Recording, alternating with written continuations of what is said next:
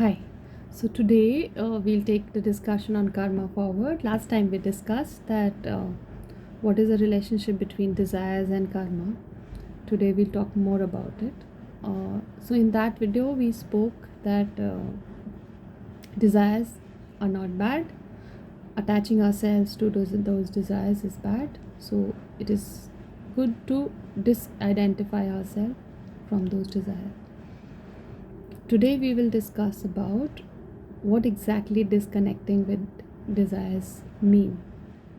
So before starting that, I would also say that my understanding of living life comes from life of Krishna, because I think Krishna is a beautiful example who teaches us that he lived his life to the fullest. He did everything that any of us go through in life.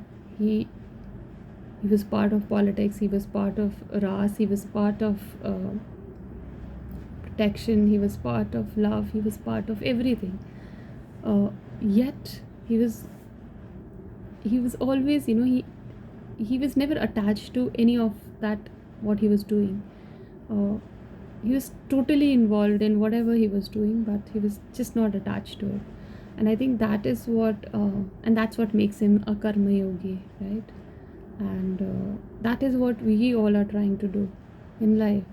We are not avoiding life, we are trying to be part of this system, this structure, this life, and we want to live a life in a way where we can just make maximum out of what we are here for.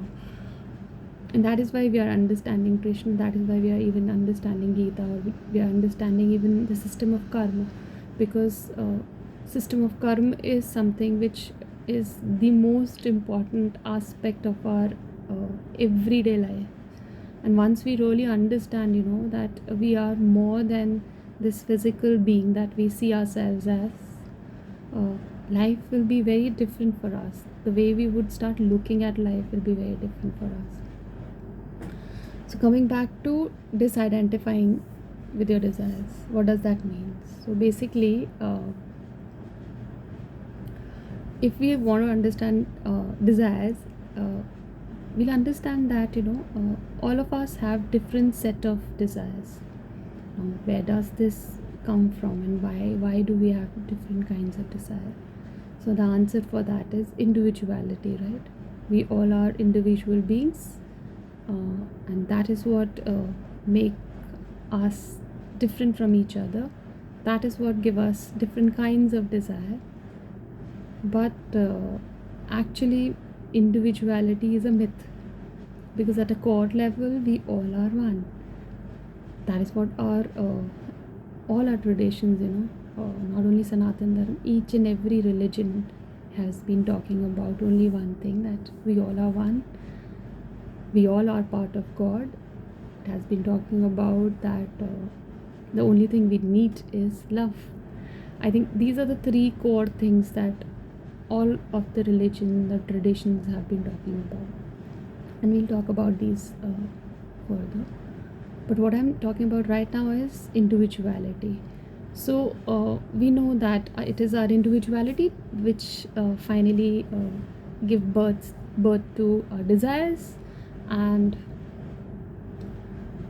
so basically we understand that everything that I desire basically either comes from something which I do not have right now, or I had at some point in my life but I lost it somehow, right? And if we really deeply, or not even deeply, if we even sit and think about it, we'll understand that if you remove your memory, if you remove your hard disk, you'll understand there is no set of desire that you'll have. Maybe you'll have a new set of desires, because now you do not have anything from the past that you're carrying forward, so you don't have any so that is how you'll become desireless. Probably we're not becoming desireless, we're trying to understand that what is desires, and how are we so entrapped with our desires. Now when we talk about desire, we talk about that having desires was not bad, attaching ourselves to those desires was bad. So we said that it is better to identify from those desires. We understood that the identification of desire comes from individuality, and we also understand that this individuality is the one which makes us very selective. So we have these very strong notions, I like this and I do not like this, and it is this strong notion that becomes an entrapment for us. How? Why? We will understand that. So what happens is that there are only two things that will happen. Either we'll become engaged with life in a very selective way, where we'll say that I like this, I do not like this, so I'll involve myself only to things which I like. Or you would go to the second part, where you will say I do not believe in all this, and I want to detach and deny life itself. And in both the cases, we are involving ourselves into very very deep karma. So what does it mean? So it means that neither we can avoid karma, and nor we can be very selective about it. So it means that we need to fully live it. So that means that we have to experience pain as well as pleasure. We have to experience sorrow as well as joy, and we have to be completely involved in life, right? So what is the problem? The problem is that when we go through experiences, we kind of Krishna used to say this. Krishna used to say that hesitation becomes a very big crime. He would say that human beings hesitate from a lot of things, selecting things, performing certain things. So it basically meant that hesitation comes because it comes from the mind, right? And it comes from the mind because mind has only one function, and that is a very strong function, that is about protecting us from the outer world, right? And when it wants to protect us from the outer world, it will give you each and every possible reason to not do certain things. It make those barriers, it'll and that will lead to hesitation, right? It'll stop you from having certain experiences because you've had those experiences which were bad. So now the next time when you're having the similar experience, which could have been something different than the past experience, but because you have a memory attached to that experience, it'll immediately shut you. It'll immediately tell you that you're not supposed to have this again, you're not supposed to do this again, because earlier you did the same thing and you had to pay for it, right? So this is just one of the examples. That is how basically the mind suppresses, or basically stops us from having experiences, and that will limit us, right? And hesitation also means that sometimes we suppress ourselves. Now when I say suppress ourselves, I mean to say that as a human being, or say as a person, if I'm here on this plane, I'm here to expand from what I was when I came here. So the soul always wants to expand and expand and expand and grow, right?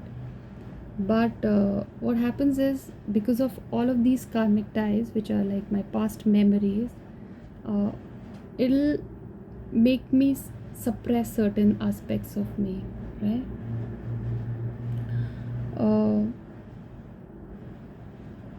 So what happens then? So what happens is that we become limited, right? We do not want to grow.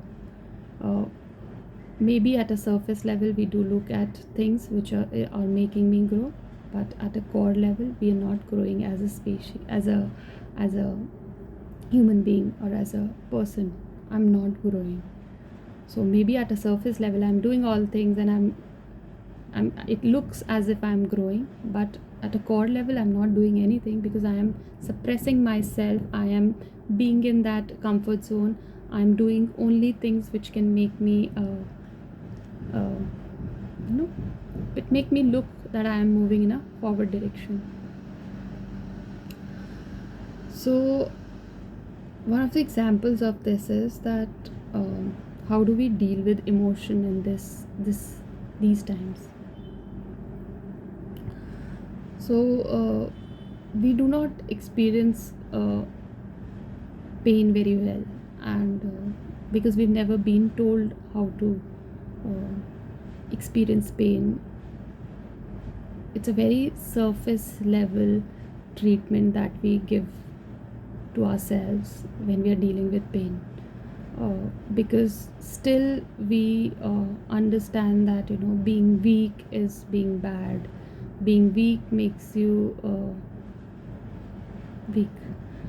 uh, so we're still scared of expressing our emotions, and that is a very, very, very huge karma that we are attaching to our own self. Now, when I say karma, we are talking very practical, hence we'll understand in a practical way. So when I say karma, remember we spoke about a karmic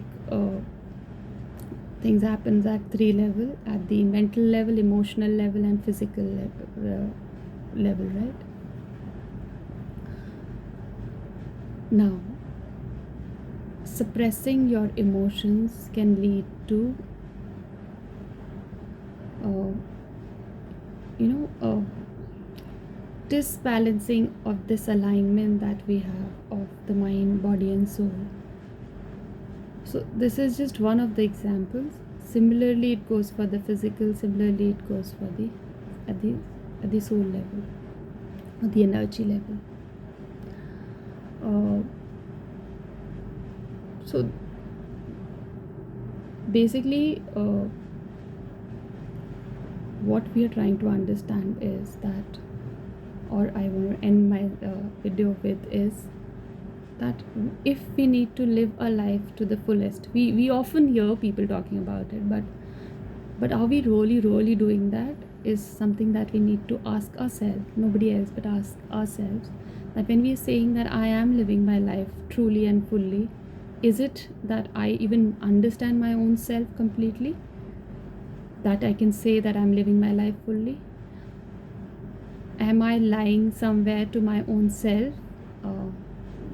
Are there parts of me that I still do not cater to? And all of these questions are part of knowing your own true self. That is why knowing your true core is very important. Once you understand that, you will understand that what is your karmic ties, what is coming from the karmic ties in your life, and what is your true core. You will be able to differentiate between the two. But for that, you have to understand your core. You have to understand that what tendency of mind, what desires of mind, what working of mind in a day-to-day life is coming from my karmic ties. And it's not difficult. It's just that you have to sit with yourself a bit. And I know which is the most difficult thing to do in this time and era. But if you really want to find your true self, your full potential, and you want to live life to the fullest, real fullest, you have to understand your core. So yes, I had this for today. Hope I made sense to some of you. Have a good day. Bye bye.